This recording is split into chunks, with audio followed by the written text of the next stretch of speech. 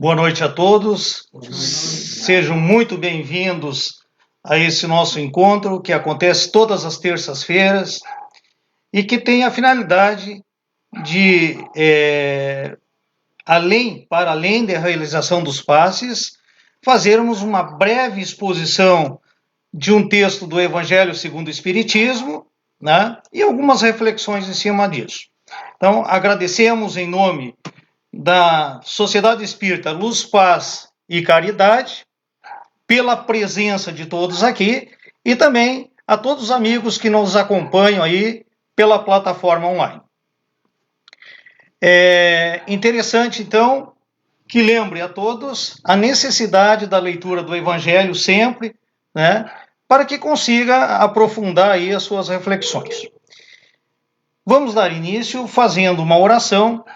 E por conta disso, eu peço a todos que estão nos assistindo, seja presencialmente, seja através da plataforma, que venhamos a elevar nossos pensamentos a Deus,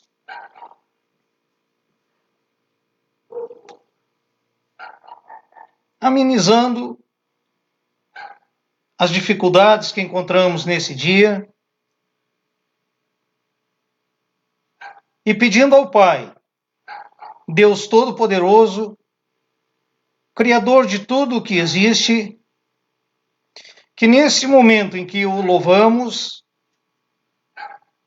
nos dê energias para ter resignação naquilo em que não possamos mudar e coragem para mudar aquilo que vem em benefício de todas as criaturas que aqui existem. Também, Mestre Jesus, exemplo de mansidão e humildade, rogamos que nos ajude a caminhar nesse trilho para que possamos aproximar a nossa alma de vosso Espírito. Agradecemos essa oportunidade desse encontro tão esperado por todos, porque é um momento em que nos despimos enquanto criaturas humanas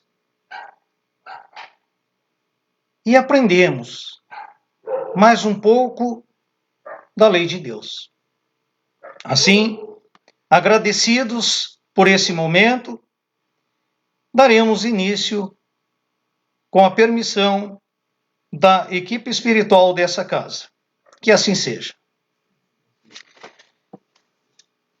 Portanto, hoje nós teremos uma exposição que ficará a cargo do nosso expositor desta casa, senhor Luiz Carlos, e que vai versar sobre a questão da ressurreição e da reencarnação.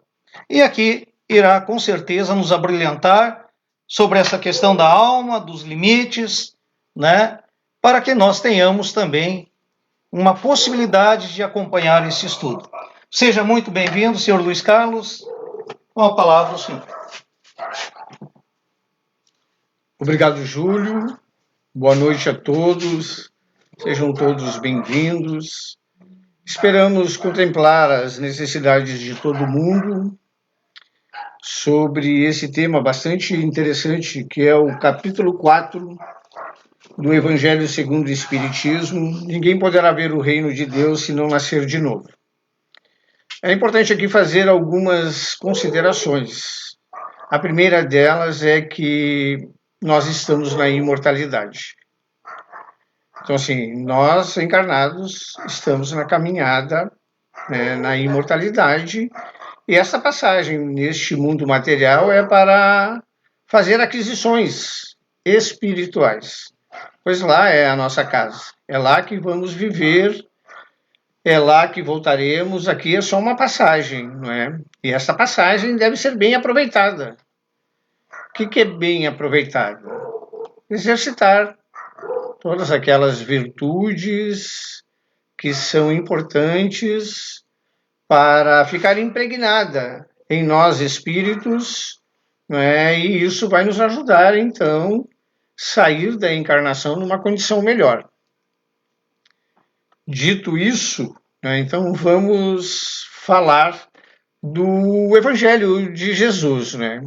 Que quando chega, ele já inicia a sua pregação, e nesse início de pregação ele vai dizer: eu não vim destruir a lei.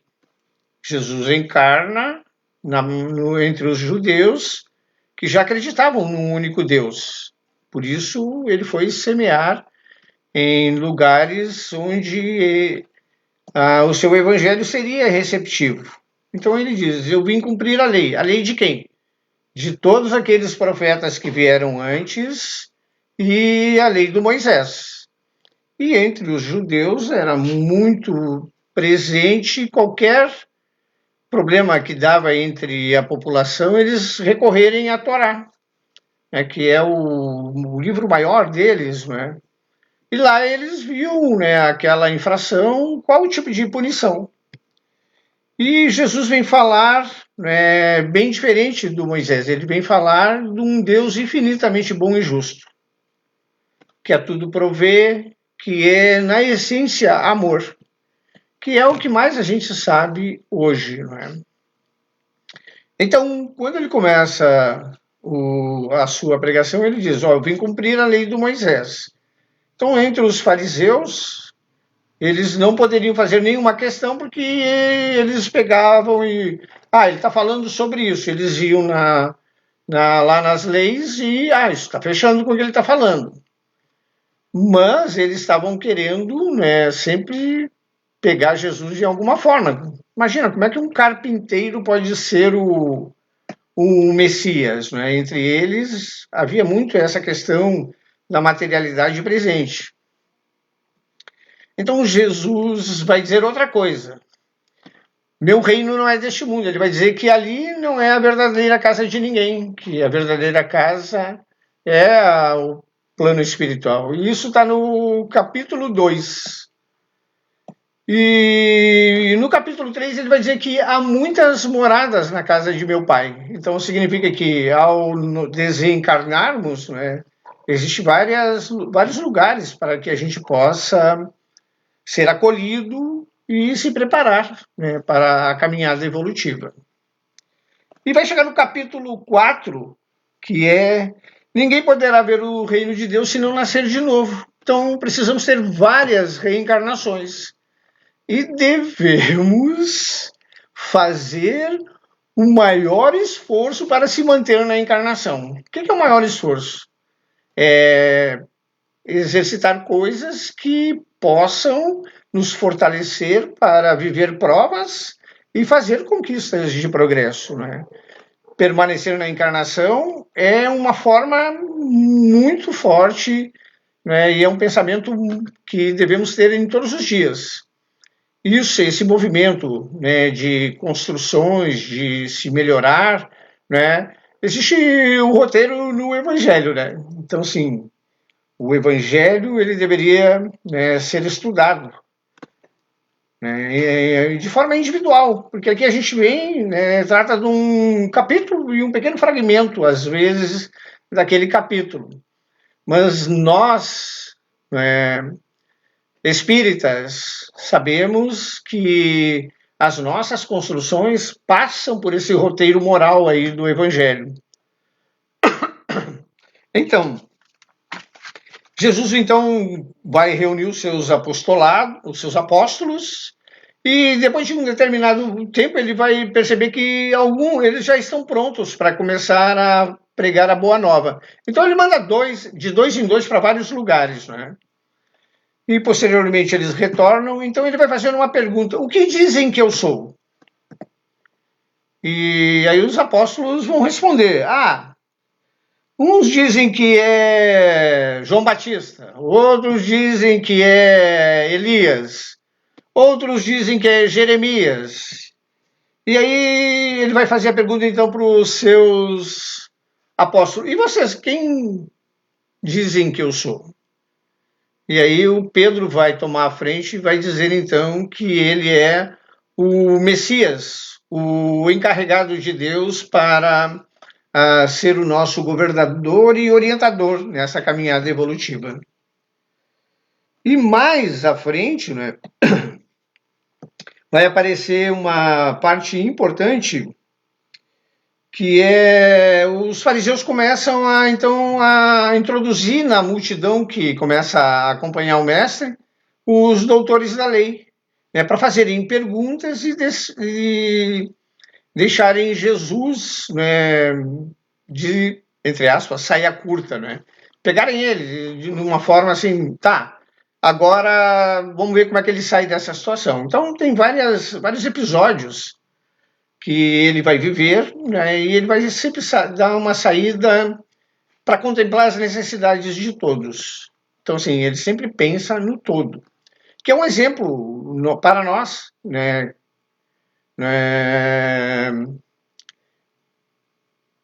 encarnados neste momento do planeta, né?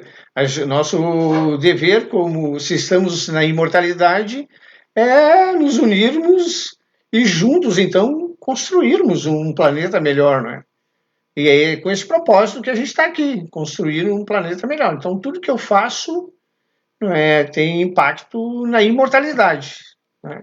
Então, se eu for bom com aqueles que estão comigo nessa caminhada, e isso começa pela família, isso vai impactar lá na frente e eu vou receber a bondade, né? Lei de causa e efeito. Então tem um desses, eles chamam lá o senador dos judeus, né? Tinha um cargo importante.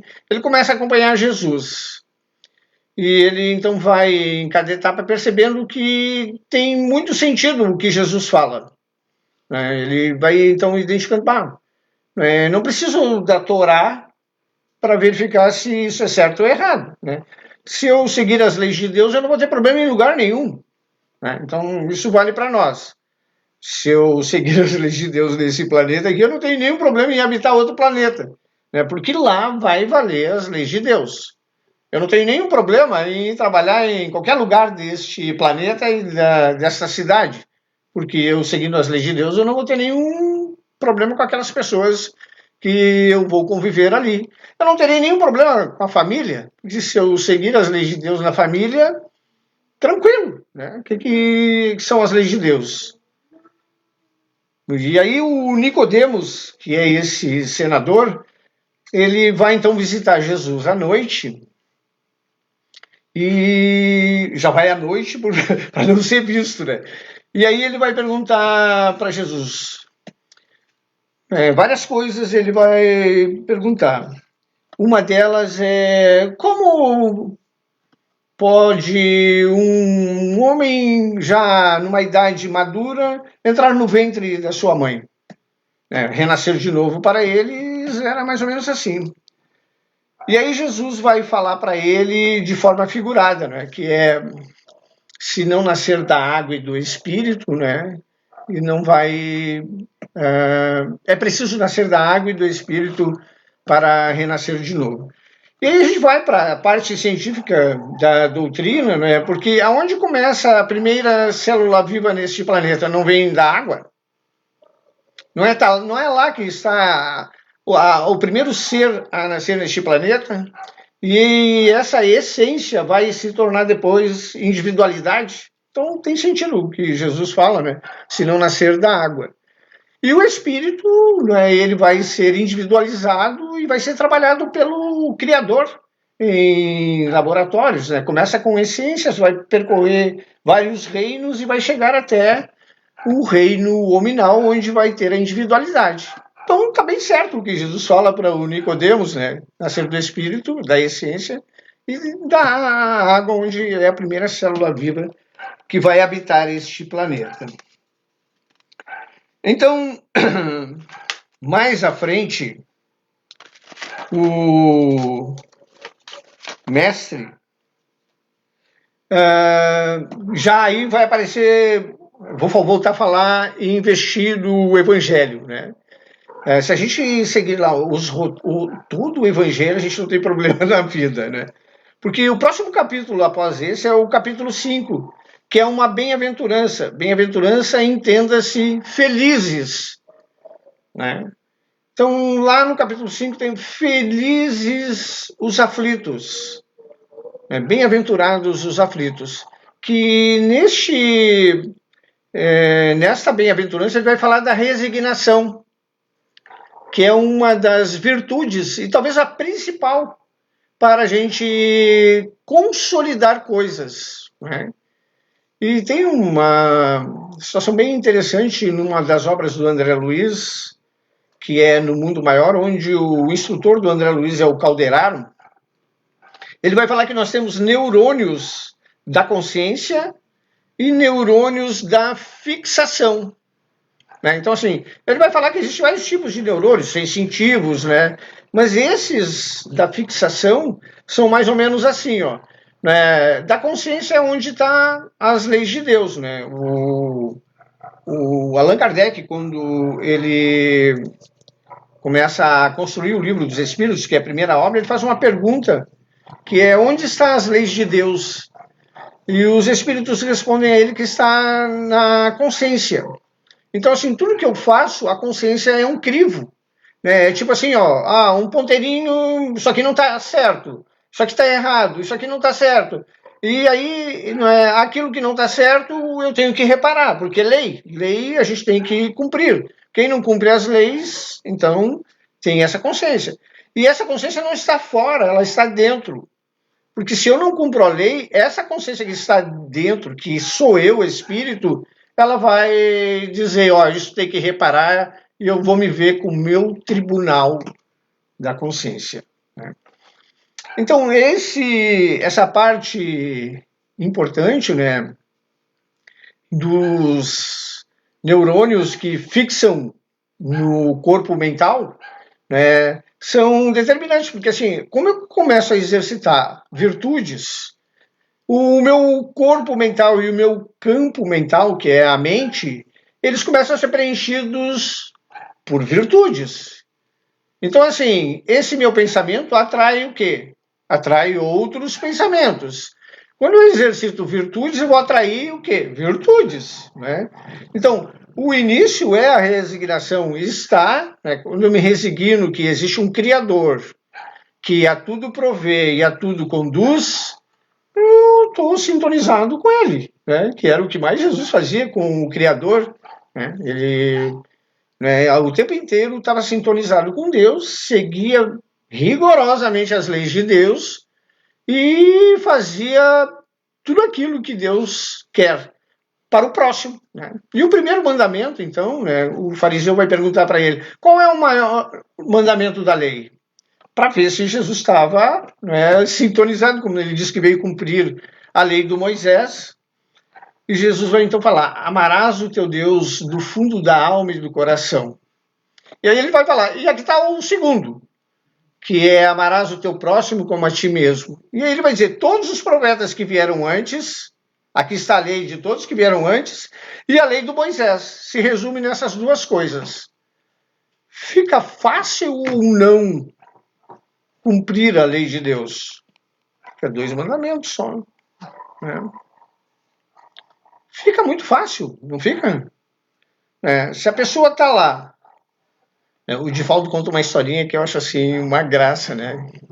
Que a historinha é a mocinha, uma donzela, né, formosa, passa meses olhando uma vitrine para comprar uma sandália. Aí ela guarda o dinheiro, consegue comprar a sandália, né, os dedos vão ficar ali à mostra, e ela passa o final de semana fazendo a unha, pintando. E na segunda-feira vai um rapaz, né, daqueles que trabalham em obra e moram numa zona rural, com a sua bota da obra cheia de barro, vai e pisa no pé dela. E ali naquele momento, ela, como está de posse das leis de Deus, vai dizer para ele: o senhor quer tirar essa coisa fofa de cima do meu pé? Né? Então, isso não é seguir as leis de Deus? Não desejar ao próximo aquilo que, ou melhor, desejar ao próximo aquilo que a gente quer para a gente? Então, o que é construir virtudes? Quando a gente começa a exercitar, começa a impregnar no corpo mental, começa a impregnar em nós, espíritos, essa virtude, ela começa a ficar forte. E aí, a sequência disto, a próxima bem-aventurança que vem no Evangelho, é bem-aventurados os pobres de espírito, que é a humildade. Então, assim, isso é valorizar a encarnação, né? Fique bem claro. Então, assim, as provas normalmente nos colocam numa situação de o que eu faço agora? Eu não queria estar nessa prova, eu quero abrir fora. Né? Não. Quando eu tenho força, me empenho e tenho como propósito de superar obstáculos, e vai aparecer todos os tipos de obstáculos. Vai aparecer coisas assim de arrepiar. Né? Mas eu sigo o meu objetivo, que é exercitar virtudes. E essas virtudes vão tomando forma no corpo mental. Elas vão tomando forma de tal tamanho que nós começamos a atrair coisas boas, né? Que vão aparecer de forma natural. Aquele que gosta de futebol não anda com aqueles que gostam de futebol. Aqueles que gostam de orar também andam com aqueles que gostam de orar. Aqueles que gostam do bem andam com aqueles que gostam do bem. Então, assim, essa é lei de atração. Não tem como fugir, não é? Então, na terceira bem-aventurança, que é bem-aventurados, falei dos aflitos, falei dos os pobres de coração, que são os humildes, e tem os puros de coração. Bem-aventurados os puros de coração, porque quando já está resignado, sabe que a caminhada ela requer trabalho, ela requer esforço e vontade, né? É tranquilo. A resignação já está muito forte. Vai vir mais uma prova que eu vou lhe dar. Né? A humildade. É bem interessante, né? Porque quando a gente está numa situação de discutir, se a gente pede desculpa, fala baixinho, fica calmo, né? Mesmo que o outro esteja falando alto, mesmo que o outro esteja numa situação de extrapolar, de gritar, não é? A humildade ela vai tomando conta daquele ser. Cada vez mais a gente pede desculpa, né? Isso é exercitar a humildade, não tem nada a ver com ser inferior. Né? É humilde, a pessoa tem resignação, sabe que não vai fomentar aquele desequilíbrio que está ali e é tranquilo. Aí vem a pureza de coração, e a pureza de coração é quando a gente entende o outro. Sabe que aquela pessoa está naquela condição que ela vai precisar caminhar mais, que vai precisar ter um esforço maior, e a gente tem que ser exemplo. Não é assim na família? Né? Não tem esses exemplos aí na família? Tem aqueles que chibata tá pegando, né? E quando a gente começa ali, né? Me desculpa, não vou fazer mais isso, né? Vai desarmando a pessoa, porque ela queria que tu levantasse uma tese para aquela situação e tu não está fazendo isso. Vai desarmando a pessoa, né? E a quarta bem-aventurança vai ser a brandura e a passividade. Ser brando e pacífico, né? São coisas que a gente já consegue exercitar quando a gente já desenvolveu a resignação, já desenvolveu a humildade, já desenvolveu a pureza de coração. É tranquilo exercitar a brandura e a passividade.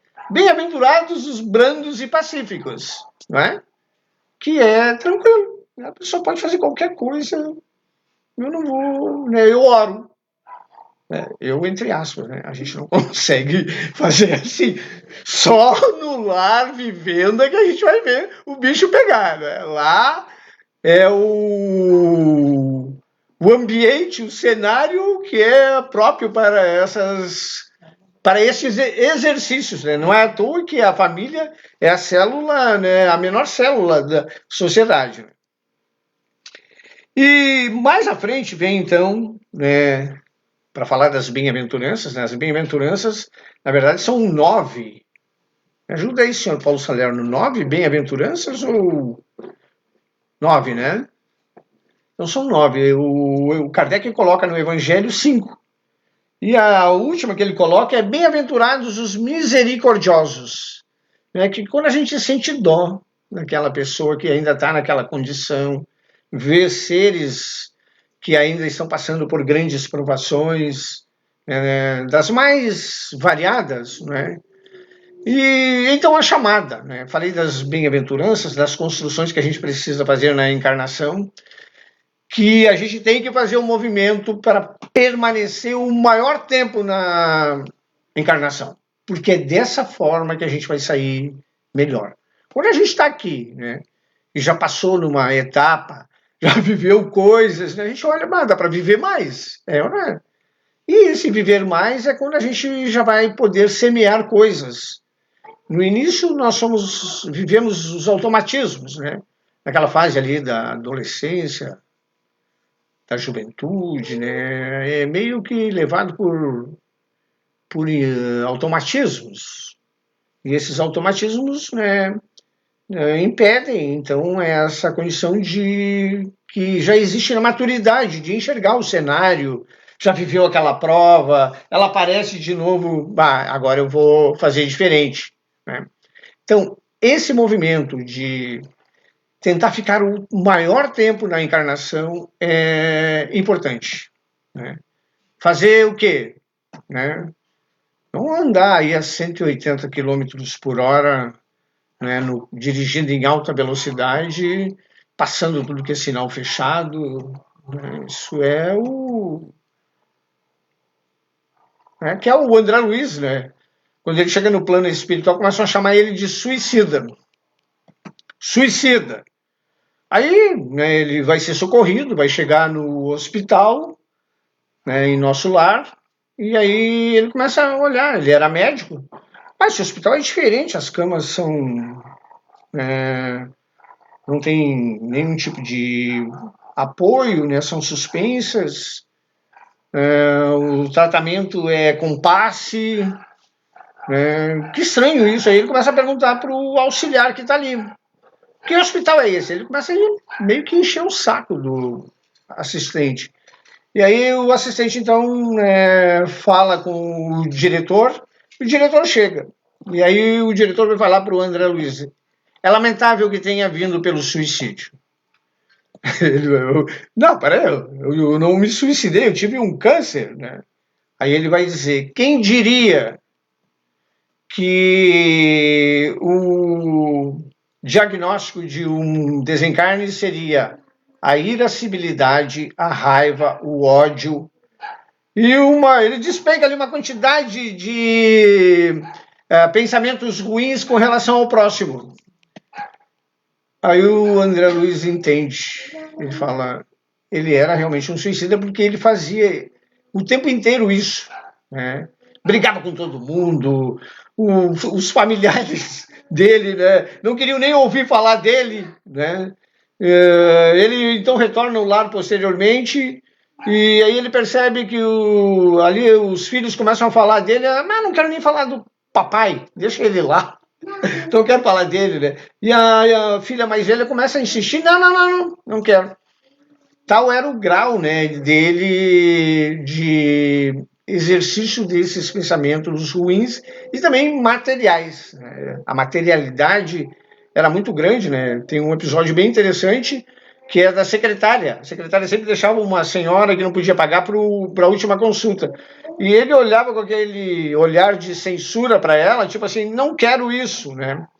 Então, tá aí para a gente fazer uma... Como é que chama quando a gente vai fazer um balanço, né? Eu acho que em algum momento das nossas caminhadas evolutivas a gente deveria fazer um balanço. O que eu já produzi na imortalidade para ser um espírito melhor. Né? Somos espíritos, estamos aqui porque acreditamos que na imortalidade. Né? E, então, todo dia de noite a gente cai, sai do corpo. Né? Sai não, se afasta do corpo. Né? E a gente vai viver o plano espiritual. Então, assim, a gente, entre aspas, meio que morre todo dia. Agora, o que a gente está fazendo para se melhorar e qual o movimento para ser... Né? Às vezes a gente está cometendo coisas que vão ser suicidas inconscientes. Né? A gente tem que preservar isso e ficar o maior tempo na encarnação. Já chegamos ali, senhor Júlio, no final. Né? Muito obrigado pela gentileza.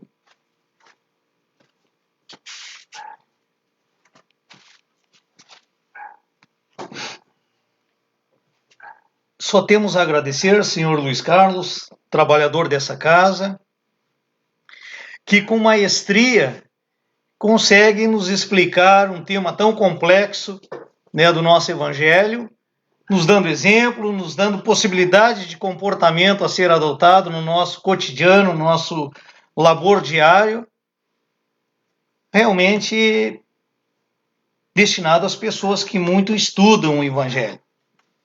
E nos deixa aí a todos nós uma reflexão. Será que realmente estamos atendendo os 2 maiores mandamentos que o Cristo nos ensinou, senhor Luiz Carlos? Será que o amor de Cristo que nos foi dito, amar a Deus sobre todas as coisas e ao nosso próximo como a nós mesmos, nós estamos realizando? Fica aqui então o balanço, aí, o feedback que cada um, ao deitar sua cabeça no travesseiro, deverá fazer.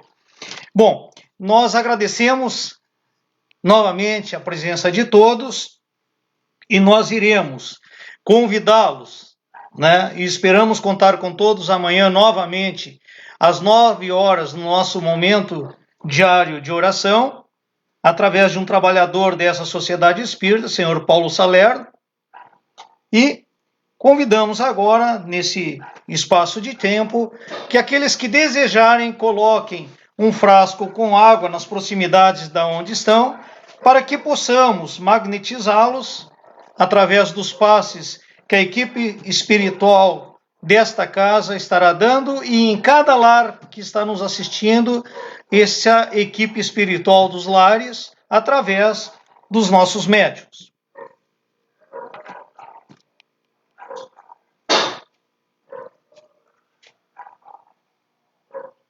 Convido a todos que acalmem seus corações, elevem seus pensamentos a Deus, visualizem a figura do nosso grande exemplo, querido Mestre Jesus, que através da sua mansitude, da sua humildade, nos legou um exemplo de tratamento e de condução enquanto criaturas encarnadas. Assim, Deus Todo-Poderoso, aqui reunidos em seu nome, sabemos ainda muito a trilhar para a nossa evolução espiritual, mas rogamos, Pai, que permita a seus mensageiros, as equipes espirituais que trabalham nessa casa, em cada lar que nos assistem, para que magnetizem os frascos com águas que foram colocados, fluidificando-os com remédios curadores, de acordo com a necessidade que bem sabes, Pai, de cada um desses que irão sorver esse líquido. Também rogamos, Pai, para que vossas bênçãos se estendam para muito além dos irmãos que nos assistem, sejam presencial, sejam através da plataforma online, porque vivemos momentos difíceis e momentos em que mais do que nunca precisamos que sejam introjetados nos corações das autoridades que nos guiam, das autoridades encarregadas de fazer o bem comum, para que prevaleça o amor de Cristo, para que prevaleça o sentimento de bondade, de tolerância para com opiniões adversas. Não permita, Senhor Deus, que tenhamos irmãos, além da divergência de ideias, se debatendo de forma agressiva. Rogamos também, Pai, a todos os enfermos que se encontram nesse momento em nossa nação brasileira, em nosso planeta, sejam alcançadas pelas energias emanadas de vosso ser e que tenhamos todos tomados em nossos corações por essas energias curadoras, essas energias de amor, de caridade que tanto necessitamos, Pai. E que às vezes não sabemos como nos conduzir em prol de nossa evolução. Assim, agradecemos essa oportunidade ímpar, Pai, que estivemos nesse momento e que o que aqui foi aprendido no Evangelho, Pai, da bem-aventurança, se transforme em atitudes práticas no nosso dia a dia, com nossos irmãos e conosco mesmo. Assim, sabemos que isso deverá seguir aos nossos lares, às nossas famílias,